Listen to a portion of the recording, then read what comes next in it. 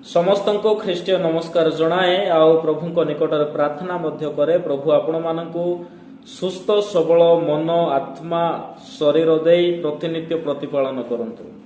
ପ୍ରିୟମାନେ, ଆମେ ଗତ ଦିନ ଧରି ଲକଡାଉନ ଅବସ୍ଥାରେ ଅଛୁ। ଆଉ ଲକଡାଉନ ହେବା ଦ୍ୱାରା ଆମମାନେ ଯେଉଁ ଆଶା କରିଥିଲୁ ଯେ କୋଭିଡ-19 ନିୟନ୍ତ୍ରିତ ହେବ, କିନ୍ତୁ ଆମେ ଯେତିକି ଆଶା କରିଥିଲୁ ତାହାର ଫଳସ୍ୱରୂପ ଆମେ ତାହା ଦେଖିପାରୁନୁ। ଆଜି ମଧ୍ୟ କୋଭିଡ-19 ବଢ଼ିବାରେ ଲାଗିଅଛି, ପଜିଟିଭ କେସେସ୍ ବଢ଼ିବାରେ ଲାଗିଅଛି, ଆଜି ମଧ୍ୟ ମୃତ୍ୟୁ ସଂଖ୍ୟା ବଢ଼ିବାରେ ଲାଗିଅଛି।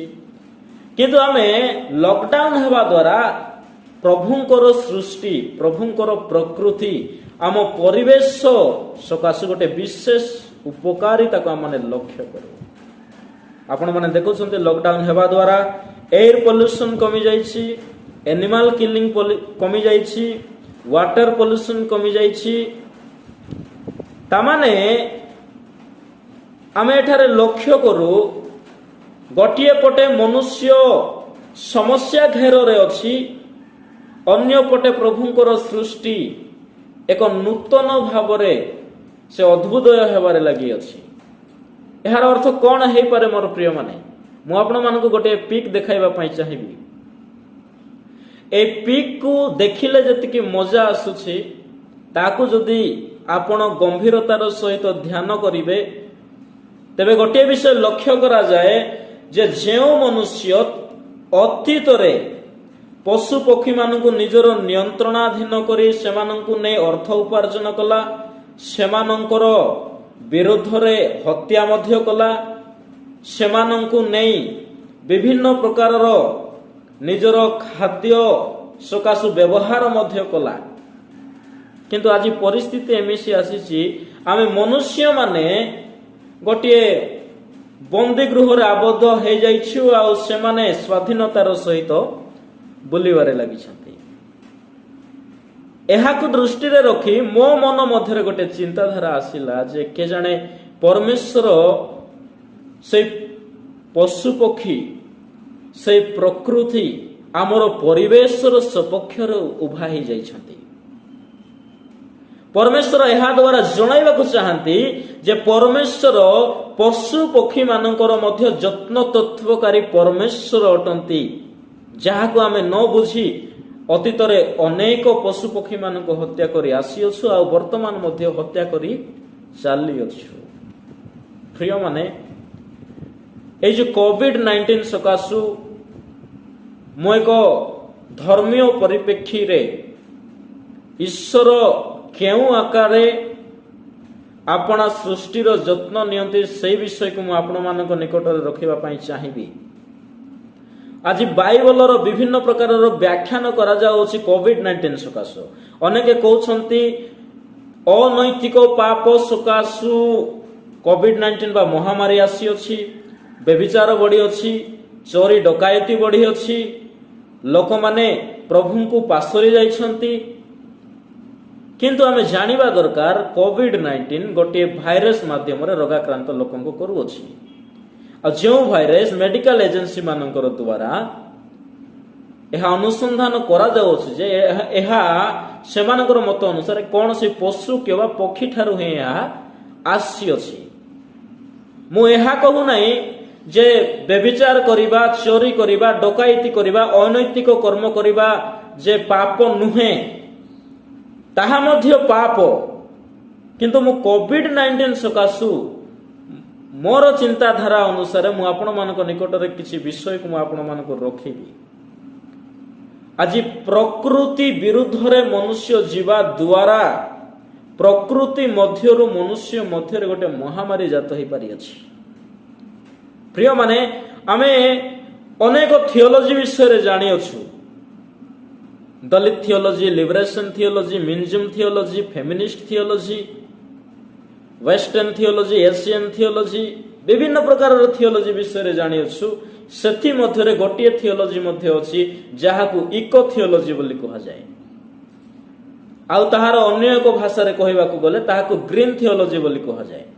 ଯେ ପରମେଶ୍ୱର এই ସୃଷ୍ଟି ସହିତ କେଉଁ ଆକାରରେ ଜଡ଼ିତ ଅଟନ୍ତି ଏବଂ ସୃଷ୍ଟି ପରମେଶ୍ୱରଙ୍କୁ କେଉଁ ଆକାରରେ ପ୍ରତ୍ୟୁତ୍ତର କରୁଅଛି, प्रिय माने मु आपण मानक निकटरे से केते गोटी विषय को रखिबा पई चाहिबी जेहेतु भाइरस आपण माने अतीतरे आपण माने देखिथिबे जेते सबु महामारी जनक भाइरस आसी अछि सबु कौनसी ना कौनसी पशु पक्षी मानकर शरीर मध्य आसी अछि आपण माने जदि देखिबे फ्लेग जाकि बिलेई आउ मूषा मध्य आसीथिला बोली कहा जाए आउ मध्य HIV एड्स मध्य जाकि सिंपांजी रो शरीर ठारू तार रक्त ठारू आसीथिबा गोटे भाइरस बोली करी कहा जाए आउ मध्य जो इबोला एहा मध्य गोरिल्ला ठारू आसीथिबा गोटे भाइरस बोली कहा जाए आ वर्तमान जो कोविड-19 ताहा मध्य बादुड़ी मध्यरु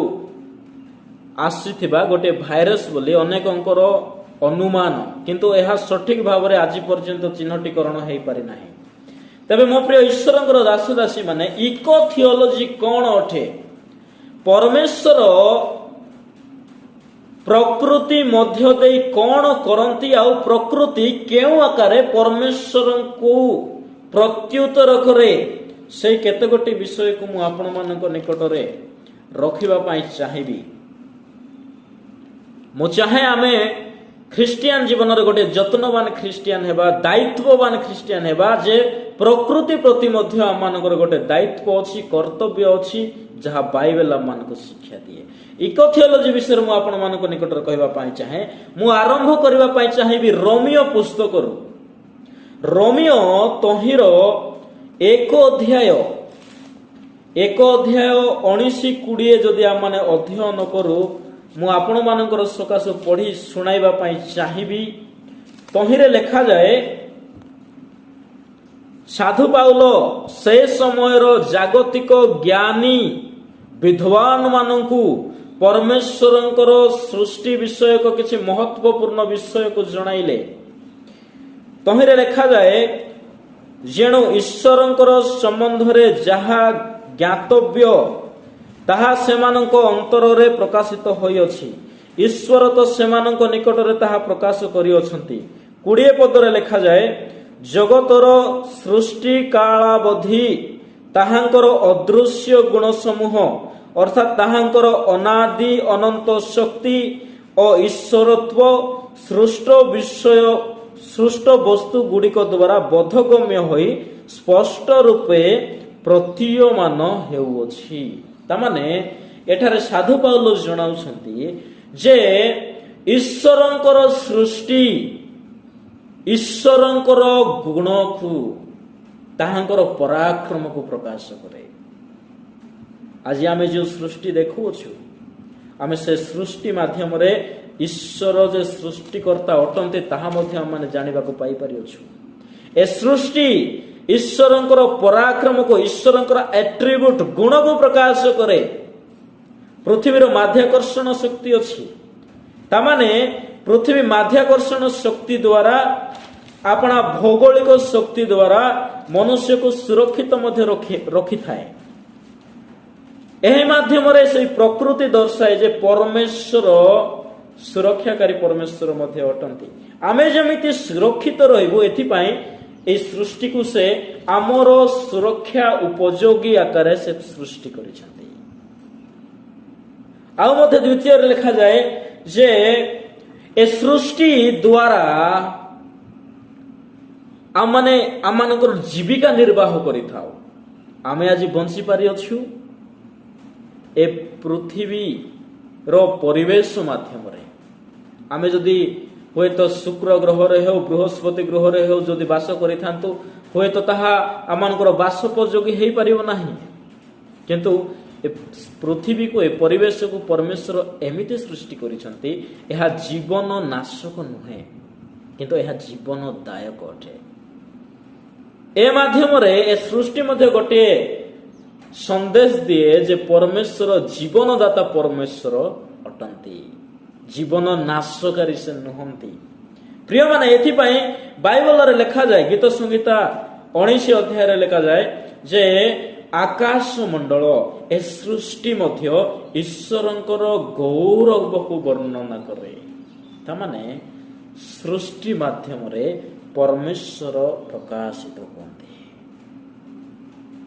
आमे मनुष्य माने हुए तो ईश्वर को प्रकाश करि पारिनु किंतु सृष्टि परमेश्वर को प्रकाश करे।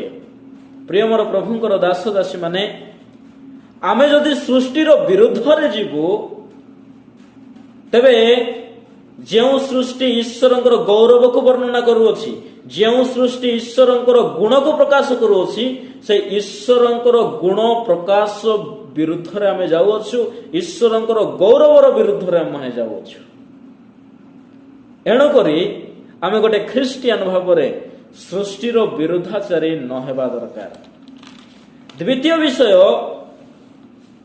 आमे जदि ए मेघ को लक्ष्य करू,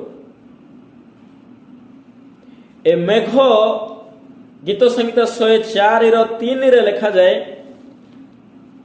वायुमंडल एवं मेघ को जदि आम माने लक्ष्य करू, गीत संहिता 104 तहिर 3 पदरे प्रभुंकर वाक्य कहे, तहिरे ए प्रकार लिखा जाए, तुम्हें जलराशि उपरे आपणा कठोरीर कड़ीकाष्ठ पकाई अछ, तुम्हें मेघमाला को आपणा रथ करिथाओ, मेघमाला को आपणा रथ करिथाओ, तुम्हें वायुर पक्ष उपरे गमनागमन करुअछ। तामाने वायु माध्यम रे ईश्वरंकर उपस्थिति आम माने उपलब्धि करू। मेघमाला को परमेश्वर रथ सदृश व्यवहार करती। समग्र ख्रिस्टियान मानकर गोटे आशा अच्छी जे प्रभु दिन मेघमाला रे आगमन करिवे, किंतु आमे जदि सेई वायु को दूषित करू, आपण माने जदि देखिबे जे पृथ्वी रे एते वायु प्रदूषण बढ़ी चली अछि जे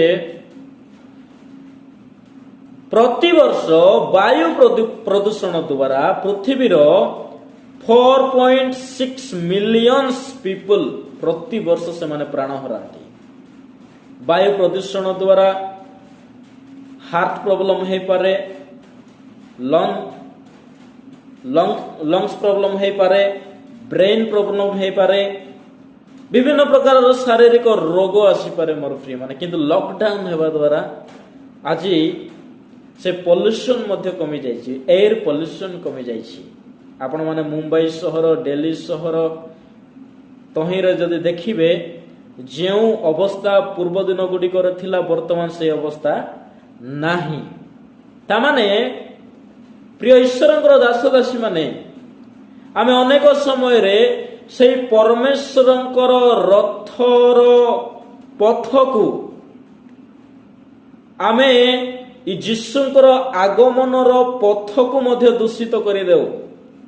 जानी रखिबा दरकार, आमे जदि वायुमंडल को प्रदूषित करूसु, जेउ यीशु दिने सेई मेघमाला रे से वायुमंडल दे से आगमन करिवे, ताहांकर आगमनर पथ को आमे दूषित करूसु, जहा कि आमे गोटे मनुष्य भाव रे न करिबा दरकार।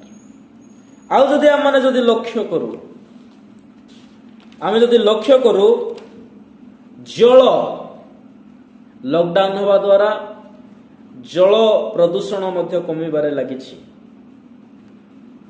आ जदि आमे जदि देखु लक्ष्य करू जे विश्व रे 3 मिलियन रु अधिका लोक प्रति वर्ष से माने जल प्रदूषण जनित रोग रे से माने शिकार होंती, प्राण हरांती। आ जहा आमर भारत वर्ष रे अधिक मात्रा रे लक्ष्य करा जाए।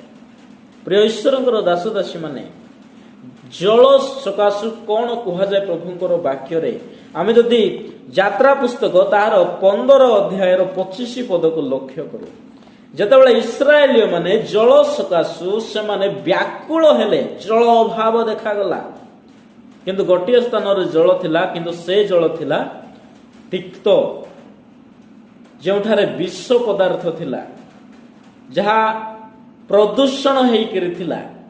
किंतु तहिरे सदा प्रभु मशा को कहले जे तुमे गोटे काष्ठ नियो एवं सही जल मध्य को तुमे क्षेपण करो, पकाओ, तहिरे से जल मिष्ट हे जिवो।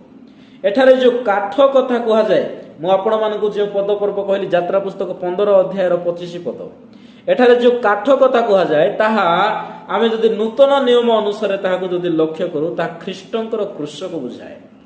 ପ୍ରିୟମାନେ, ସେ କୃଷ ମାଧ୍ୟମରେ ବା ଖ୍ରୀଷ୍ଟ ମଧ୍ୟ ଜଳକୁ ପ୍ରଦୂଷଣରୁ ମୁକ୍ତ କରନ୍ତି। ସେଥିପାଇଁ ସେ ସ୍ୱୟଂ କୁହନ୍ତି, ମୁଁ ତୁମମାନଙ୍କୁ ଜୀବନ୍ତ ଜଳ ଦେବି। ପ୍ରିୟ ଈଶ୍ୱରଙ୍କର ଦାସ ଦାସୀ ମାନେ, ପରମେଶ୍ୱର ଚାହାନ୍ତି ଯେ ଜଳ ଜୀବନ୍ତ ହେଉ, ଜୀବନଦାୟକ ହେଉ। ଲୋକେ ତାହା ପାନ କଲେ ତାହା ସେମାନଙ୍କର ଶାରୀରିକ ହିତ ସକାଶୁ ହଉ। ସେଥିପାଇଁ କୁହାଯାଏ ଜୀବନ୍ତ ଜଳ। କିନ୍ତୁ ମୋର ପ୍ରିୟମାନେ, ଅନେକ ସମୟରେ ଆମମାନଙ୍କର ଯେଉଁ କଳ କାରଖାନା ବିଭିନ୍ନ ପ୍ରକାର ଅଳିଆ ଆବର୍ଜନା ଦ୍ୱାରା ଆମେ ଜଳକୁ ମଧ୍ୟ ଦୂଷିତ କରିଦେଉ, ଯାହା ଆମ୍ଭେମାନେ ନ କରିବା ଦରକାର। ଏବଂ ତୃତୀୟ କଥା ମୁଁ ଆପଣମାନଙ୍କୁ କହିବି ଯେ ପଶୁ ପକ୍ଷୀ ମାନଙ୍କର ବିଷୟକ କିଛି ତଥ୍ୟ ମୁଁ ଆପଣମାନଙ୍କୁ ଦେବା ପାଇଁ ଚାହିଁବି। ଆଉ ଯେଉଁ କୋଭିଡ-19 ମଧ୍ୟ ଆସିଅଛି, ପଶୁ ପକ୍ଷୀ ମାନଙ୍କର ମଧ୍ୟରୁ ଆସିଅଛି ବୋଲି ବୈଜ୍ଞାନିକ ମାନଙ୍କର କଳ୍ପନା। ତ ଏହି ଅବସରରେ ମୁଁ ଆପଣମାନଙ୍କୁ କହିବା ପାଇଁ ଚାହେଁ, ପଶୁ ପକ୍ଷୀ ମାନେ ସମାଜର ଗୋଟିଏ ବିଶେଷ ଅଂଶୀଦାର ଅଟନ୍ତି। ଆଉ ବାଇବଲ ମଧ୍ୟ ସେମାନଙ୍କର ସକାଶୁ ଈଶ୍ୱରଙ୍କର ଯୋଜନାକୁ ପ୍ରକାଶ କରେ ଏବଂ ପଶୁ ପକ୍ଷୀ ମାନେ କେଉଁ ଆକାରରେ ସେମାନେ ଈଶ୍ୱରଙ୍କ ପ୍ରତି ବ୍ୟବହୃତ ହୋଇଛନ୍ତି ତାହା ମଧ୍ୟ ପ୍ରକାଶ କରେ। ତ ମୁଁ ଆପଣମାନଙ୍କୁ ଗୋଟିଏ ମୁଖ୍ୟ କଥା କହିବା ପାଇଁ ଚାହିଁବି ଯେ ପଶୁ ପକ୍ଷୀ ମାନେ ଈଶ୍ୱରଙ୍କର ରାଜ୍ୟର ଅଂଶ ଅଟନ୍ତି। ଆମେ ଯଦି ଯିଶାୟା ପୁସ୍ତକ ତାହାର 11 ଅଧ୍ୟାୟ 6 ଏବଂ 7 ଦେଖୁ, ସେଠାରେ ଏକ ଈଶ୍ୱରଙ୍କର ରାଜ୍ୟର ଏକ ଭାବବାଣୀ କରାଯାଏ, ଯେଉଁଠାରେ କେନ୍ଦୁଆ ବାଘ ଛେଳିଛୁଆ ସହିତ ରହିବ, ଯୁବା ସିଂହ ମେଷ ସହିତ, ଗୋରୁ ସହିତ, ବଳଦ ସହିତ ସେ ରହିପାରିବ। ଏଇ ଆକାରରେ ସେଠାରେ ଲେଖାଯାଏ। ତାମାନେ ପଶୁ ପକ୍ଷୀ ମାନେ ଈଶ୍ୱରଙ୍କର ରାଜ୍ୟର ଅଂଶ ଅଟନ୍ତି। ପରମେଶ୍ୱର ସୃଷ୍ଟିରେ ଏଦନ ଉଦ୍ୟାନରେ ପଶୁ ପକ୍ଷୀ ମାନଙ୍କୁ ମଧ୍ୟ ରଖିଥିଲେ, କେବଳ ମନୁଷ୍ୟକୁ ନୁହେଁ।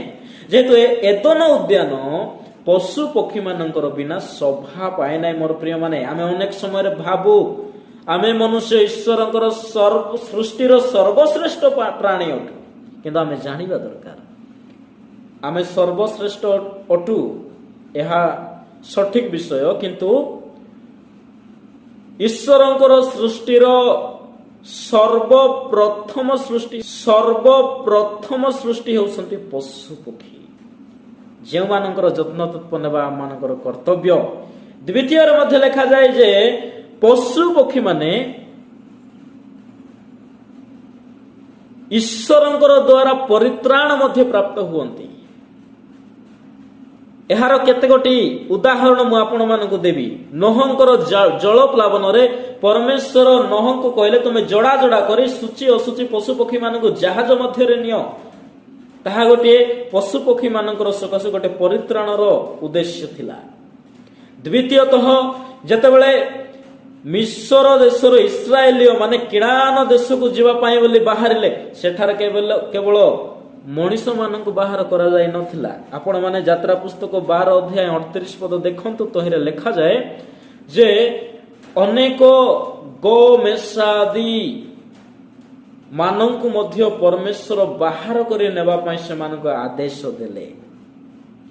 ଆମେ ଆଜିର ପରିପ୍ରେକ୍ଷୀରେ ମିଶରରୁ କିଣାନକୁ ଇସ୍ରାଏଲର ଯାତ୍ରାକୁ, ପୃଥିବୀରୁ ସ୍ୱର୍ଗକୁ ଖ୍ରୀଷ୍ଟିଆନ ମାନଙ୍କର ଯାତ୍ରା ସକାଶେ ଆମେ ତୁଳନା କରିଥାଉ।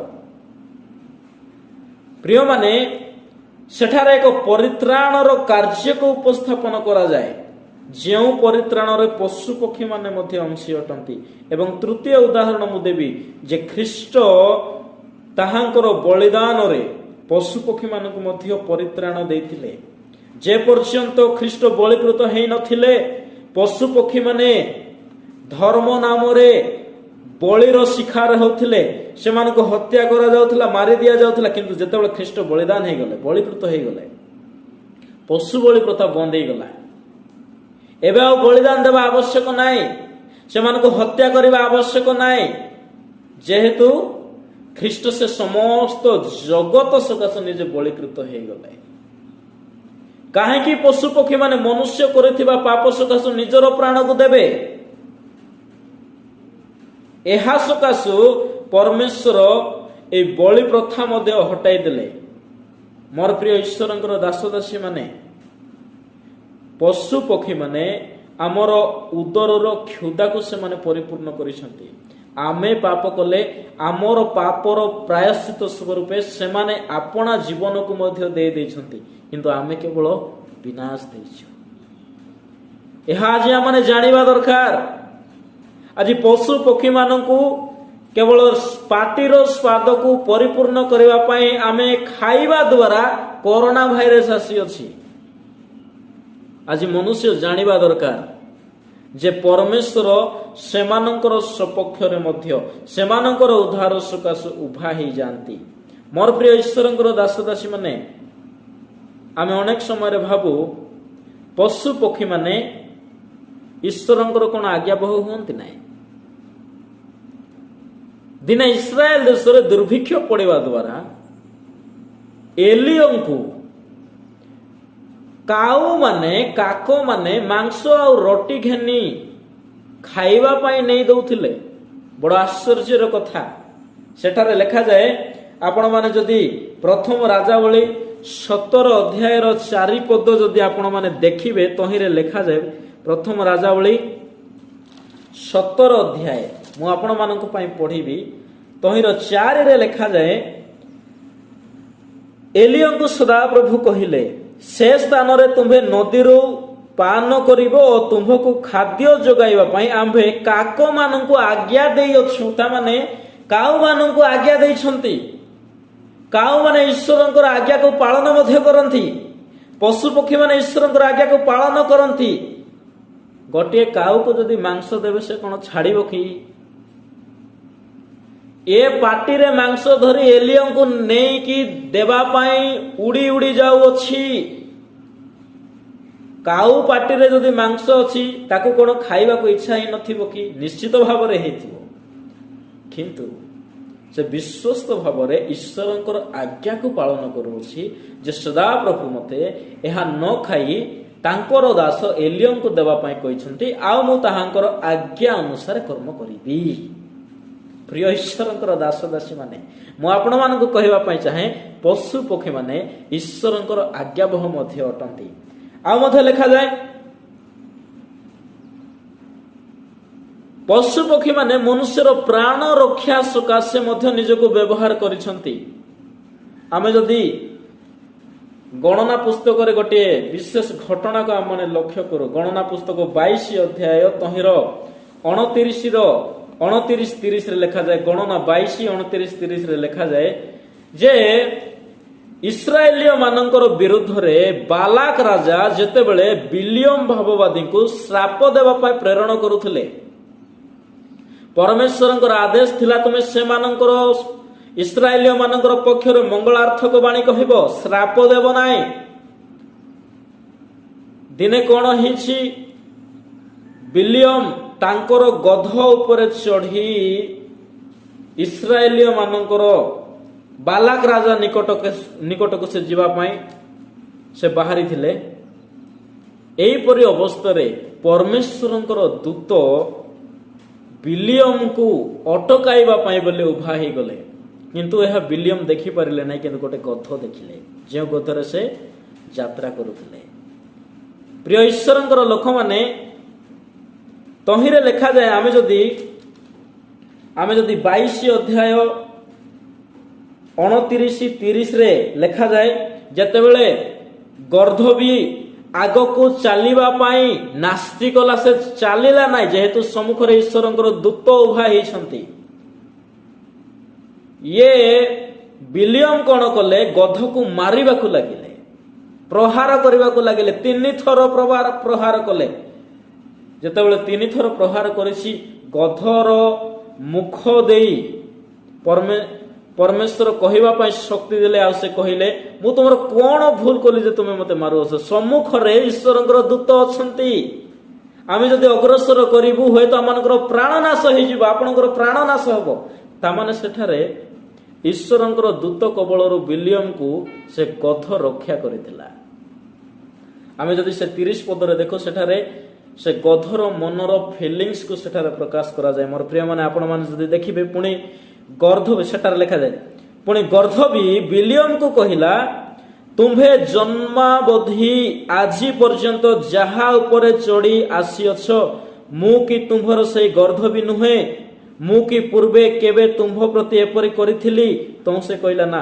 जेतेबेले ये प्रहार करूछि से निजर भावना को से प्रकाश करूछंदी अरे मु जन्म ठारू तुमर साहाय्य रे आसीअछि मु केबे तुम प्रति दुर्व्यवहार करि नै किंतु तुम्हें आज मते प्रहार करूछ। मोर प्रिय माने एठारे लक्ष्य करा जाए जे पशु पक्षी मानकु मारिबा द्वारा सेमानकु कष्ट हुए सेमानकु जंत्रणा हुए। एथिपाई आमे जानिबा दरकार पशु पक्षी मानकर फीलिंग्स को बुझिबा दरकार। परमेश्वर सेमानकर देई मध्य मनुष्यर रक्षा करती। प्रिय ईश्वरंकर दास दासी माने आ मध्य विभिन्न प्रकार विषय लिखा जाए पशु पक्षी मानकर संबंध रे। गोटे पशु उपरे दिने जीशु मध्य आरोहण करी विजय यात्रा करि परिथिले मनुष्य उपरे चढ़िले नाही। गोटे पशु जीशुंकर विजय यात्रा रे से अंशी ही पारिला योग्य ही पारिला। जीशु जतबेले जन्म हेले मनुष्य गृह रे जन्म हेले नाही। तत्कालीन जगत रे जीशुंकर सकाशु मनुष्य मानकर गृह रे स्थान नथिला किंतु पशु पक्षी माने आपणा शाला रे जीशुंको जन्म हेबा पई तांको आश्रय दे देले सेठी। प्रिय ईश्वरंकर दास दासी माने जीशु निजे कहंती मु उत्तम मेष पालक पशु पालक किंतु आमे बेले बेले एई जो स्टेटमेंट को आमे निजर सकाशु व्यवहार करू। आमे निजे गोटे मेष हे जाऊ आ प्रभु केवल मोर ही प्रतिपालक परमेश्वर अटंती बोले आमे विवेचना करू। जदि से आपना रो गोटे नाम पशु पालक बोली मेष पालक बोली ग्रहण करती तेबे आमे बुझिबा दरकार से पशु पक्षी मानकर मध्य जत्न तत्वकारी परमेश्वर अटंती। एणु करी बाइबल रे लिखा जाए आमे जदि देखू माथ्यू 6:26 रे जीशु गोटे उदाहरण दे शिष्य मानकु जणाइले। माथ्यू ताहार 6:26 पदरे लिखा जाए तहिरे लिखा जाए आकाशर पक्षी की देख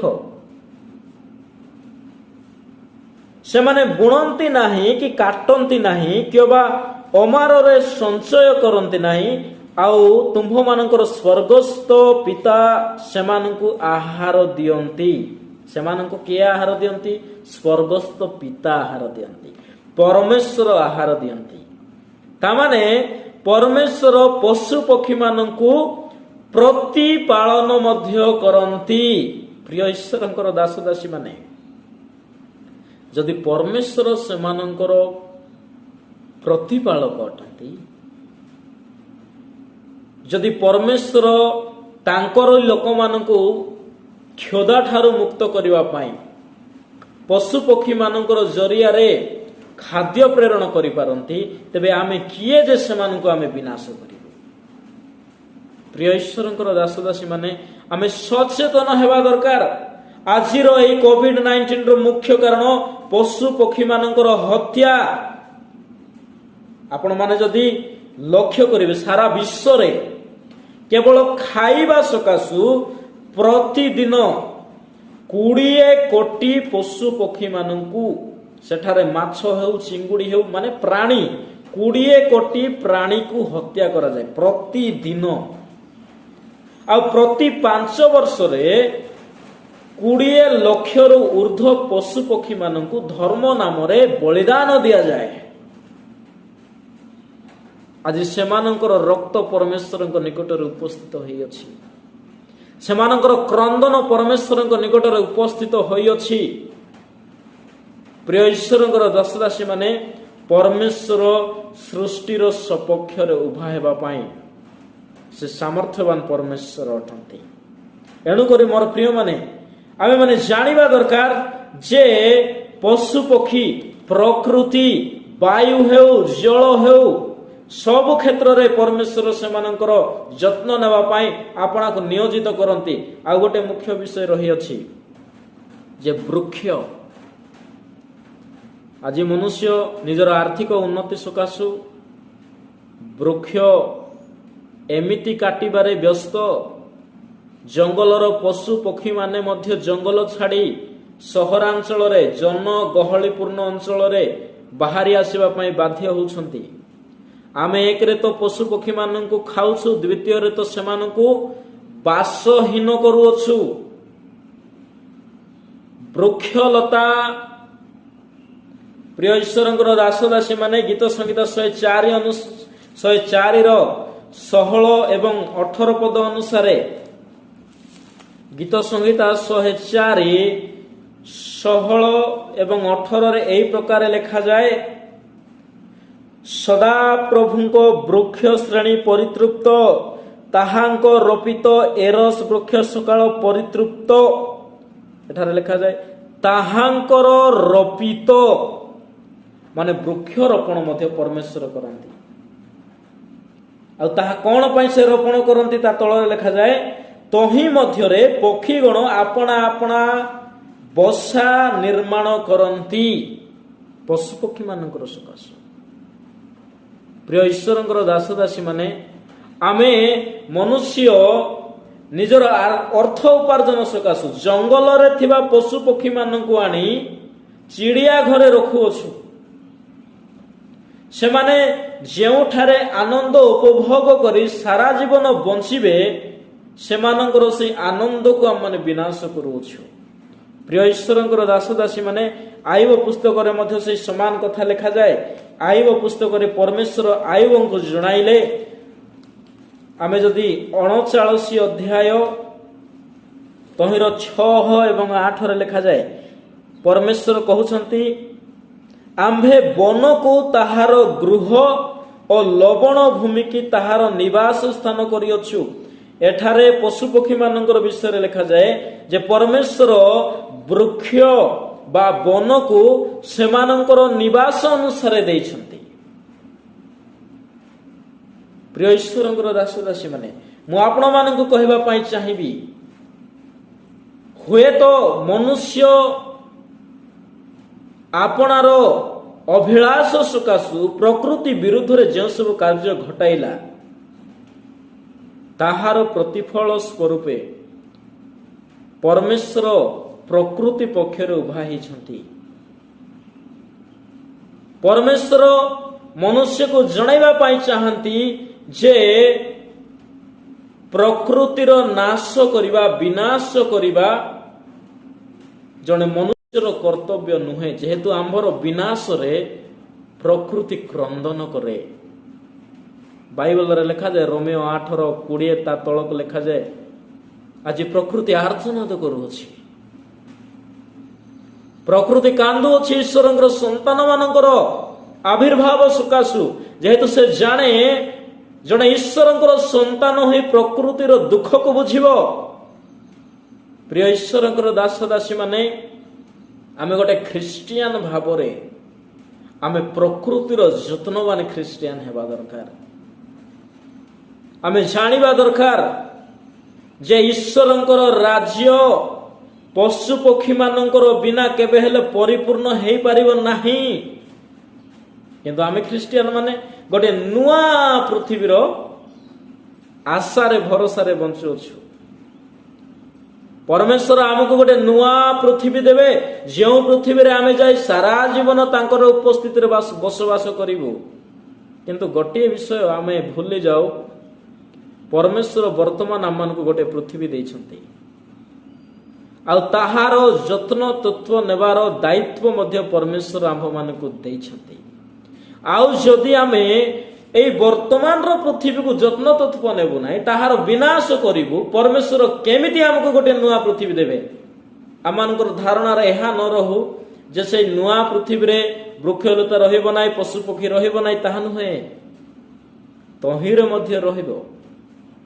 ପ୍ରିୟ ଈଶ୍ୱରଙ୍କର ଦାସଦାସୀ ମାନେ, ଆମେ ସତର୍କ ହେବା। ପରମେଶ୍ୱରଙ୍କର ବାକ୍ୟରେ ଲେଖାଯାଏ, ଗୀତ ସଂହିତା 104 ତହିଁର 9ରେ ଲେଖାଯାଏ। ଗୀତ ସଂଗୀତ 104 ତହିଁର 9 ପଦରେ ଲେଖାଯାଏ, ସେମାନେ ଯେପରି ସୀମା ଲଙ୍ଘନ ନ କରିବେ ଓ ପୃଥିବୀକି ଆଚ୍ଛାଦନ କରିବା ପାଇଁ ପୁନର୍ବାର ଫେରି ନ ଆସିବେ, ଏଥିପାଇଁ ତୁମେ ଏକ ସୀମା ନିରୂପଣ କରିଅଛ। ଏଠାରେ ଭକ୍ତ ଦାଉଦ ପରମେଶ୍ୱରଙ୍କର ଗୁଣାନୁବାଦ କରି କହୁଛନ୍ତି ଯେ ତୁମେ ପ୍ରକୃତି ସକାଶେ ଗୋଟେ ସୀମା ନିରୂପଣ କରିଅଛ, ଗୋଟେ ବାଉଣ୍ଡ୍ରି ଦେଇଅଛ। ପ୍ରିୟ ଈଶ୍ୱରଙ୍କର ଦାସଦାସୀ ମାନେ, ପ୍ରକୃତି ତହିଁର ସୀମାରେ ସେ ଅଛି, ଆଉ ସେ କେବେ ହେଲେ ଆପଣା ସୀମାକୁ ଲଙ୍ଘନ କରିବ ନାହିଁ। କିନ୍ତୁ ଆମେ ପ୍ରକୃତିକୁ ତାହାର ସୀମାକୁ ଲଙ୍ଘନ କରିବା ପାଇଁ ଆମେ ବାଧ୍ୟ କରୁ। ପ୍ରକୃତି କେଉଁ ପ୍ରକାର ତାପମାତ୍ରାରେ ରହିବା ଦରକାର, ପୃଥିବୀ ସେ ଜାଣିଅଛି ଯେ ମନୁଷ୍ୟ ସକାଶୁ କେତେ ତାପମାତ୍ରା ଉପଯୋଗୀ। କିନ୍ତୁ ଆମେ ସେଇ ପ୍ରକୃତିକୁ ନଷ୍ଟ କରି, ତାହାକୁ କ୍ଷୟକ୍ଷତି କରି ଏହି ପ୍ରକାର ଆମେ ବିନାଶ କରୁଅଛୁ, ଯଦ୍ୱାରା ପ୍ରକୃତି ମଧ୍ୟ ତାହାର ସୀମାଠାରୁ ବାହାରି ପଡ଼ୁଅଛି, ତାପମାତ୍ରା ବଢ଼ିବାରେ ଲାଗିଅଛି। ଏହାର ମୁଖ୍ୟ କାରଣ କେବଳ ମନୁଷ୍ୟ। ପ୍ରିୟମାନେ, ଆମେ ମନୁଷ୍ୟମାନେ ମଧ୍ୟ ଗୋଟିଏ ଲିମିଟରେ ରହିବା ଦରକାର, ଗୋଟିଏ ସୀମା ମଧ୍ୟରେ ରହିବା ଦରକାର। ଆମେ ଜାଣୁ ଯେ ପରମେଶ୍ୱର ସେମାନଙ୍କୁ ସୀମିତ କରିଦେଇଛନ୍ତି, ସୀମାରେ ରଖିଛନ୍ତି। ଏଣୁ ଆମେ ସେମାନଙ୍କର ଉପରେ ଅତ୍ୟାଚାର କରି ଚାଲିଅଛୁ, ଯାହା ନ କରିବା ଦରକାର। ଆଜିର ଏହି କୋଭିଡ-19 ଏହା ମଧ୍ୟ ଆସିବାର ମୁଖ୍ୟ କାରଣ ଯେ ମନୁଷ୍ୟ ନିଜର ଲୋଭ ସକାଶୁ, ମନୁଷ୍ୟ ନିଜର ଦାୟିତ୍ୱହୀନତା ସକାଶୁ ଆଜି ଏ ବିନାଶର ସମ୍ମୁଖୀନ ହୋଇପାରିଅଛି। କିନ୍ତୁ ଆମେ ପ୍ରାର୍ଥନା କରିବା, ଆଜି ଆମେ ଅନୁତାପ କରିବା ଦରକାର। ମୋର ପ୍ରିୟମାନେ, ଆଜି ବିଶ୍ୱର ସମସ୍ତେ ପ୍ରାର୍ଥନାରେ ବ୍ୟସ୍ତ, ସବୁ କ୍ଷେତ୍ରରେ ସେମାନେ ପରମେଶ୍ୱରଙ୍କର ଦୃଷ୍ଟିରେ ସେମାନେ ସବୁ କ୍ଷେତ୍ରରେ ସେମାନେ ଆଗ୍ରହୀ ହେଉଛନ୍ତି। କିନ୍ତୁ ଗୋଟିଏ ବିଷୟ ସେମାନେ କରୁନାହାନ୍ତି ଯେ ଆମେ ପ୍ରକୃତି ପ୍ରତି ଯତ୍ନବାନ ହେବା ଦରକାର, ଏହା କେହି ମଧ୍ୟ ଜାଣୁନାହାନ୍ତି। ତେବେ ମୁଁ ଏ ଲକଡାଉନ ଅବସ୍ଥାରେ ମୁଁ ଆପଣମାନଙ୍କୁ ଗୋଟେ ଆପଣା ଗୃହରେ ବୃକ୍ଷରୋପଣ କରନ୍ତୁ ଏବଂ ପ୍ରତିନିତ୍ୟ ତହିଁରେ ଆପଣ ଜଳସିଞ୍ଚନ କରନ୍ତୁ, ତାହାର ପ୍ରତିପାଳନ କରନ୍ତୁ। ନିଜର ଗୋଟେ ପରିବାର ପରି ତାହାକୁ ମଧ୍ୟ ଗ୍ରହଣ କରନ୍ତୁ। ପ୍ରଭୁ ଆପଣ ସମସ୍ତଙ୍କୁ ବହୁଳ ପରିମାଣରେ ଆଶୀର୍ବାଦ କରନ୍ତୁ। ଧନ୍ୟବାଦ, ନମସ୍କାର।